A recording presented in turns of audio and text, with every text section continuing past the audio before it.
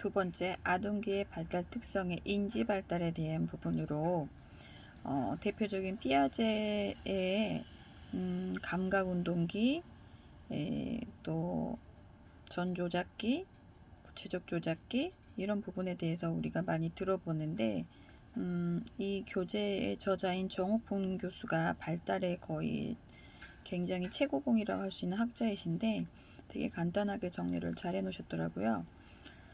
그래서 영아기를 감각운동기라고 명하고, 감각운동기에는 세상에 대한 영아의 인식은 감각기관과 운동기능을 통해 이해하는 데 있다라고 교재는 설명하고 있습니다. 그래서 영아는 말의 리듬, 그 다음에 높고 낮음, 강약에 따라서 반응을 하고, 이를 통해 상대방의 말에서 감정적인 단어를 알아차린다라고 했어요. 그래서 화난 목소리가 나면 행동을 멈추거나 다정한 목소리에 대해 반응을 보인다라는 부분으로 설명되고 있는데, 저도 이런 부분을 현장에서 한번 테스트를 해보면 뭐 이놈 안 돼요 이런 말을 할 때 하고 있던 행동을 멈춘다든지 이런 부분이 있는데, 반대로 되게 다정한 목소리로 뭐 망구똥꾸야 그러면 되게 그 부분에 대해서 교사가 응원해 준다라고 생각을 하고, 그래서 말의 리듬이라든지 강약 이런 반응에 대해서 감정적인 단어를 알아차림에 대한 부분으로 여러분도 현장에 가시게 되면 이런 부분들을 혹시 경험할 일들이 있을 거라고 생각이 듭니다. 유아기는 아직 실제와 실제가 아닌 것에 완전히 구분할 수는 없습니다. 그래서 자기중심적인 사고를 하는 부분이 있고, 또 유아기의 사고는 논리적인 조작이 불가능하기 때문에 전조작기라고 부르기도 합니다. 이는 상징적인 사고나 자기중심적인 사고, 그래서 이 자기중심적이라는 부분은 자기가 중심, 내가 중심이기 때문에 교사가 상호작용을 할 때 친구와 함께 해요, 기다려 줄래 이런 부분은 발달에 적합하지 않는 제안이기도 해요. 자기밖에 모르기 때문에 함께 하는 거야, 친구가 먼저야 이런 부분은 아이가 이해할 수 없는 부분이고, 너도 하고 싶었구나, 같은 게 어디 있는지 함께 찾아보자 이렇게 접근하는 부분이 더 바람직한 부분입니다. 그리고 모랄론적 사고 등이 전조작기 사고의 특징인 부분인데, 모랄론적은 모든 물건, 물체에 대해서 생명이 있다라고 생각하는 거죠. 그래서 신발아 안녕, 물아 안녕, 꽃아 안녕, 나비야 안녕, 뭐 마우스야 컴퓨터야 전화기야 안녕, 뭐 이런 부분들이 아이들이 무랄론적 사고를 하는 대표적인 예라고 볼 수 있습니다. 그래서 중추신경계의 성숙으로 인해 아동기에는 주의 집중력이 능력이 발달하고 기억 용량이 증가하고, 기억에 대한 전략과 상위 기억의 발달, 지식 기반 확대 등으로 인해 보다 효율적으로 기억을 할 수 있게 됩니다. 그래서 아동기는 언어 발달로 인해 의사소통 기술이 굉장히 발달한다고 볼 수 있습니다. 사회성 발달로 영아기 출생 직후부터 각기 다른 기질적인 특성을 보입니다. 기질이란 단어가 나왔는데요.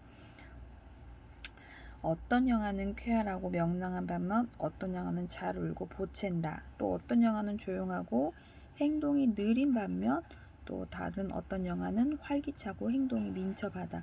이와 같은 개인차는 기질에 따른 차이를 반영한다라고 했는데, 저도 현장에 있을 때 영아의 기질에 대해서 학부모들 부모 교육 때 기질 체크리스트를 가지고 각자 아이에 대해서 본인들이 생각하는 부분을 체킹을 해보라고 한 적이 있습니다. 그래서 더딘 아이, 순한 아이, 조금 더 그 반응이 좀 빠른 아이들 같은 경우 교사가 어떻게 접근해 줘야 되는지에 대해서 행동 양식이라든지 정서적 반응 유형을 의미하는 것으로 활동 수준, 그다음에 사회성, 과민성과 같은 특성을 포함하는 것을 기질이라고 합니다.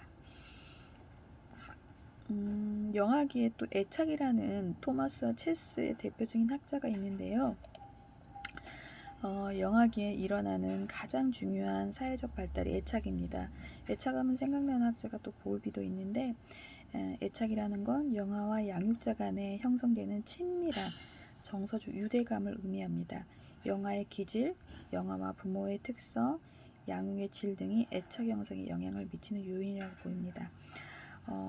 영아기에 형성된 애착은 이후에 인지 발달, 정서 발달, 또 사회성 발달에 중요한 영향을 미치고, 유아기는 영아에 비해 대인관계 폭이 넓어지고 다양해지는 시기이기 때문에 그런 기본적인 성별, 또 사회의 남성과 여성에 대한 부분들, 그래서 사회성에 대한 적합성, 그런 행동, 태도, 이런 것들을 내면하고 유형하는 것들이 필요합니다. 그래서 이런 것들을 사회화라고 정의하고 있는데, 사회화는 결국은 개인이 자신이 속해 있는 사회 집단에 적합하다고 생각하는 행동 양식을 습득하는 과정을 사회화라고 한다고 합니다. 또 도덕성에 대한 부분은 개인이 각기 다른 사람과의 관계에서 지켜야 할 사회 집단의 규칙을 인식할 수 있는 능력이다라고 정의하고 있습니다. 그래서 아동이 초등학교에 입학하게 되면 가정 밖에서 보내는 시간이 많아지는데, 출생 초기의 사회성 발달은 부모와의 애착 형성에서 기초한 것이고, 그 다음에 이런 애착 형성이 어려운 아이들이 사회적으로 문제를 일으키기 때문에 복지와 아이들이 받아야 할 권리에 대한 부분으로 이런 발달을 지금 점차적으로 이해시키고 정리하는 시간이기도 합니다.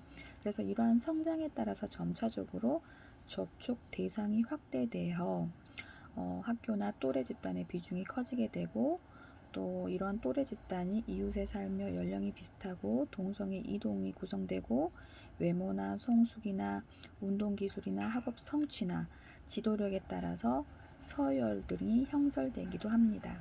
그래서 학교라는 부분이 단순히 공부하는 곳으로만 생각하기 쉬운데 매우 중요한 사회적 활동의 장이 되기도 합니다. 물론 지금 같은 코로나, 비포 코로나, 포스트 코로나 시대에 집에서 이제 온라인 수업을 하는 부분이 있어서 아이들이 사회적 활동의 장을 누리지 못하는 이 빈곤, 일시적인 빈약, 결여, 이런 부분들은 또 우리가 주도적으로 또 이런 부분을 채워나가야 할 준비도 해야 된다고 생각합니다. 그래서 현대 사회에 접어들면서 가정교육의 기능이 약화되고, 학교는 아동의 사회화 과정에 중요한 역할을 하게 되는 부분이고, 이제 아동 발달의 이론으로 정신 분석에 대한 부분으로 프로이드와 볼비, 피아제가 나오는데요. PPT로 정리되어 있는 프로이드를 먼저 짚어드리면, 원초와 자아, 초자에 대한 부분으로 또 정리를 했던 학자이기도 합니다. 또 피아제는 인지 발달에 초점을 맞췄고, 에릭슨은 사회 정서적 발달에 초점을 맞췄고, 그래서 이 두 이론이 아동 발달의 다른 측면을 강조하고 있지만, 피아제 이론이 에릭슨 이론의 대안이 될 수 없고, 그 역할도 여러 가지로 마찬가지로 이해될 수 있을 것입니다. 또 볼비 애착 이론은 아동의 사회적 행동을 이해하기 위해서 아동과 양육자와의 애착 관계를 우선적으로 관찰을 해야 된다라고 했습니다. 또 사회학습 이론은 개개의 아동이 행하는 특정 행동에 관심을 가져야 되는 부분이 있습니다. 각 이론들이 아동 발달의 어떤 측면에 대해서 의견을 달리 하더라도 대부분의 경우 이런 이론은 상반된다기보다는 상호 보완 쪽으로 이해를 하셔야 되는 부분이고, 그래서 다양한 이론을 통해서 우리가 만나게 될 아이에 대해서 그들의 발달이라는 부분이 굉장히 복잡하고 다양한 현상을 우리가 종합적으로 이해하는 도구로 방편으로 잘 해석해 내시면 된다고 생각합니다. 첫 번째로 설명드릴 이제 프로이드에 대한 부분은 원초와 이드, 자아, 에고, 초자아, 슈퍼에고로 구성이 되어 있고, 원초아는 성격이 가장 원초적인 부분, 생문학적 본능으로 구성되어 있습니다. 그래서 굉장히 성적이고 공격적인, 그래서 무의식 세계에 존재하고 현실 세계와는 접촉이 없습니다. 그래서 쾌락의 원리, 그래서 이 쾌는 최대로 하고 고통을 최소로 하는, 그래서 쾌는 긴장감을 감소하는 부분이 장점이기도 합니다. 그래서 즉흥적인 충동을 억제하고 현실을 고려하는 것이 자아입니다. 조절하는 거죠. 그래서 자아는 현실을 고려함으로 현실의 원리를 따르고요. 그 다음에 도덕성에 대한 부분으로 옳고 그름에 대한 판단의 역할하는 초자아. 초자아는 우리가 흔히 양심이라고 부르는 것인데요. 자아 이상으로 구성이 됩니다. 그래서 자신이 잘못한 행동에 대해서 죄책감을 느끼는 것이 양심이고, 자신이 잘한 행동에 대해 자부심을 느끼는 것을 자아 이상이라고 합니다. 프로이드는 저도 학부 때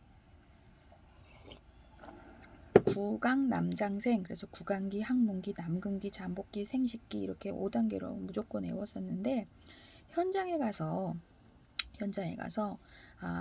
아이들이 입이 발달하는 구강기에는 뭐든지 입으로 탐색을 하기 때문에 어떤 물건이든지 우리가 지금 마스크를 쓰는 이유가 뭐죠?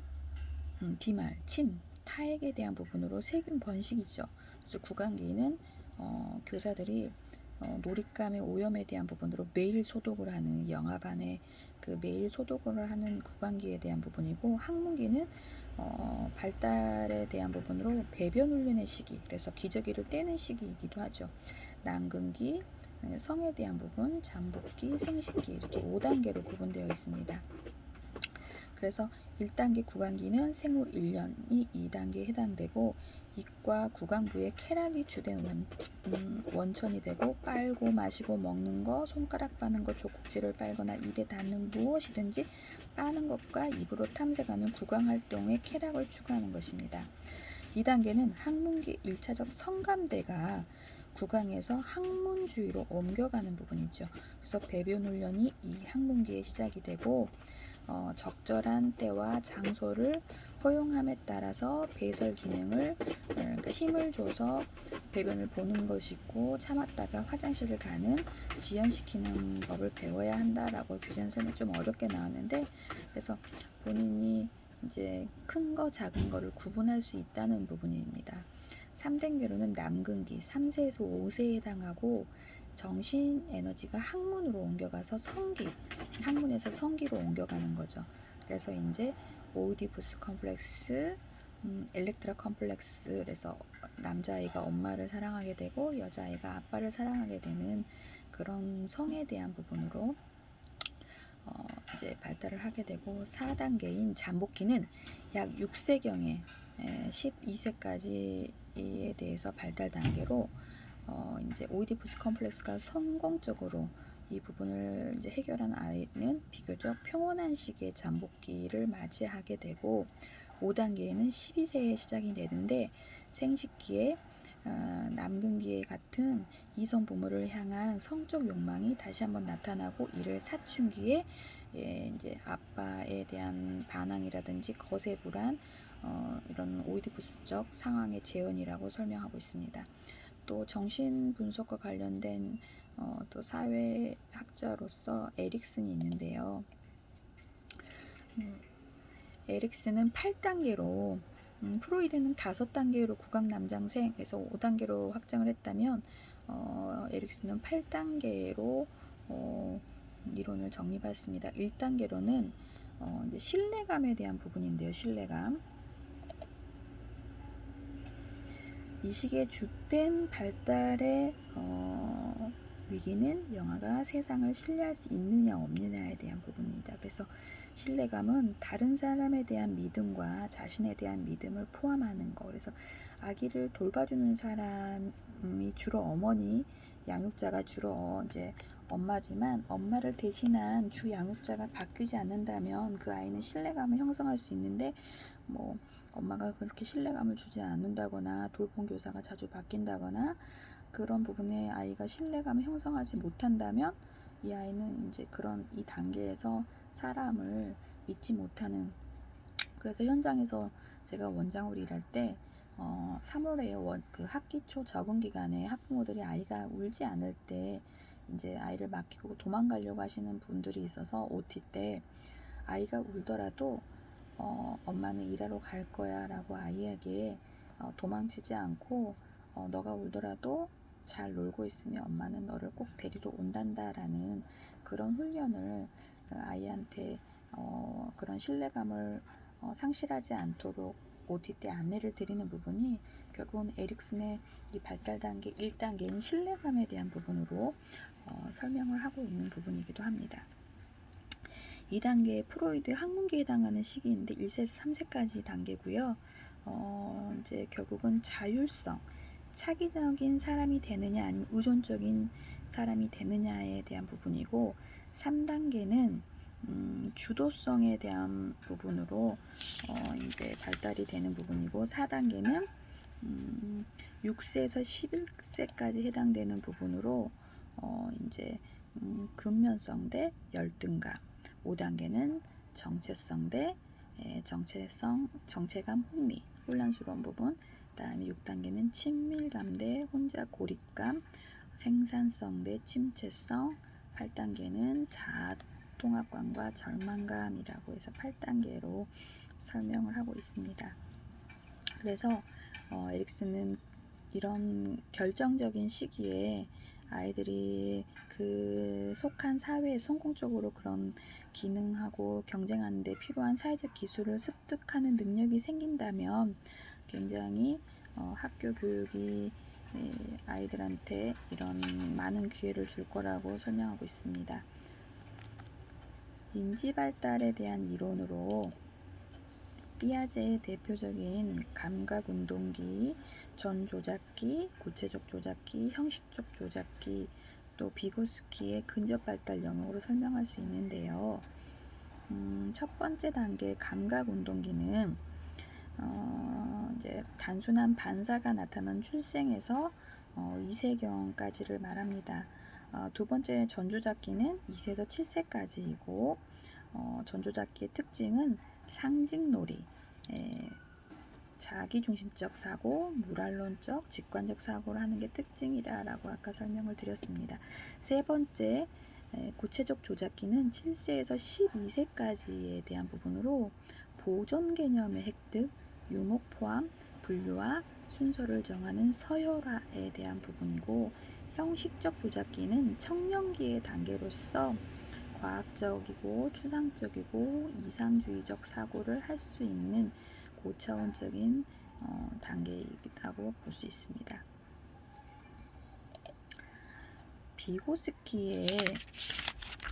비고스키의 근접발달 영역에 대한 부분으로 설명을 하자면 근접발달 영역은 아동이 스스로의 힘으로 문제를 해결할 수 있는 수준인 실제적 발달 수준과 성인이나 유능한 또래로부터 도움을 받아 문제를 해결할 수 있는 수준인 잠재적 발달 수준 간의 영역을 의미합니다.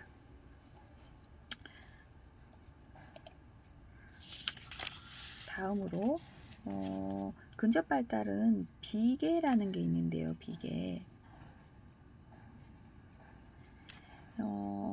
비계라는 건 건축의 용어라고 합니다. 건물을 지을 때 발판을 사용하다가 건물이 완성되면 제거해버리는 거. 그래서 비계는 즉각적인 문제 해결뿐만 아니라 장기적인 안목에서 아동이 스스로 문제를 해결하는 데 필요한 기술을 가르치는 데 효율적인 것인데 구체적인 문제 해결뿐만 아니라 아동의 전반적 인지 발달에 도움을 주는 것이 비계입니다. 그래서 근접발달 영역의 개념은 혼자 힘으로 문제를 해결할 수 있는 수준이 비슷하다 할지라도 도움을 받아 문제를 해결할 수 있는 수준은 크게 다를 수 있다라는 부분도 이해하시면 됩니다. 다음은 학습 이론인데요. 학습 이론 하면 이제 행동주의 학자 스키너, 파블로브가 대표적인데요. 반두라도 있네요. 스키너는 이제 단순한 반사를 포함하는 반응적 행동. 그다음에 파블로프의 이제 그 종소리를 들려주고 간식을 주고 밥을 줬을 때 강아지가 침을 흘리는 반응적 행동의 특징 이런 부분들. 그래서 자극이 있으면 반응하고 자극이 없으면 반응하지 않는 매우 단순한.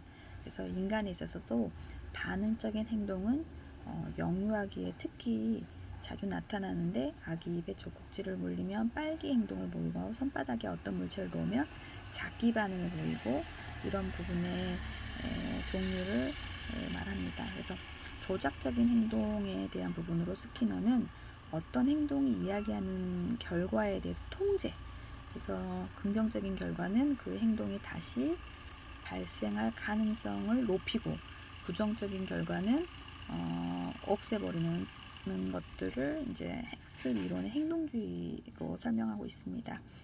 그다음에 반두라는 인지적 사회학습 이론의 행동과 환경뿐만 아니라 인지 발달에 있어도 중요한 학자이기도 한데 사회적 환경과 아동의 인지 능력과 학습과 발달에 미치는 중요성을 강조했기 때문입니다. 그게 결국은 모델링이라든지 모방이라든지 관찰에 대한 부분으로 설명을 하고 있는데요.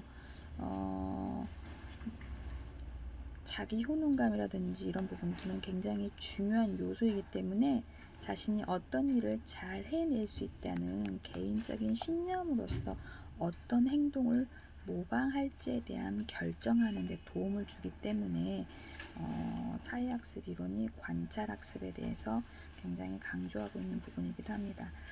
다음은 동물행동학 이론으로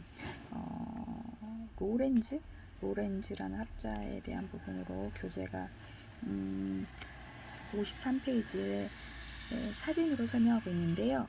새끼 오리가 로렌즈를 엄마로 잘못 알고 그 뒤를 졸졸 따라가고 있고 여기서 새끼 오리들은 로렌즈에게 각인이 되어서 각인은 태어나서 처음 접하는 물체에 애착을 형성하는 선천적 학습을 일컫는 말이기도 합니다. 그래서 처음 눈을 뜨거나 알에서 깨어났을 때 처음에 딱 눈에 보였던 물체나 움직이는 거에 대한 부분으로 모체, 엄마라고 생각을 하고 따라가는 부분이고 로렌즈는 이 각인의 대상의 범위가 종류에 따라서 새에 따라서 다르다는 것을 알게 됐고 그 집단 생활에 대한 부분, 출생에 움직이는 부분 이런 부분들을 조류와 포유동물에 대해서 조금 여러 가지로 진화해온 것들을 관찰한 학자이기도 합니다. 그래서 유아가 태어나서 자신을 돌보는 사람, 특히 어머니와 정서주 유대를 맺게 되는 거 이것이 애착인데 보울비는 아기의 애착 행동, 미소 짓기, 옹알이, 잡기, 매달리기, 울기 등 이러한 사회적 신호에 대한 부분을 주장했던 학자이기도 합니다. 다음은 생태학적 이론에 대한 부분인데요. 잠깐 쉬었다가 가겠습니다.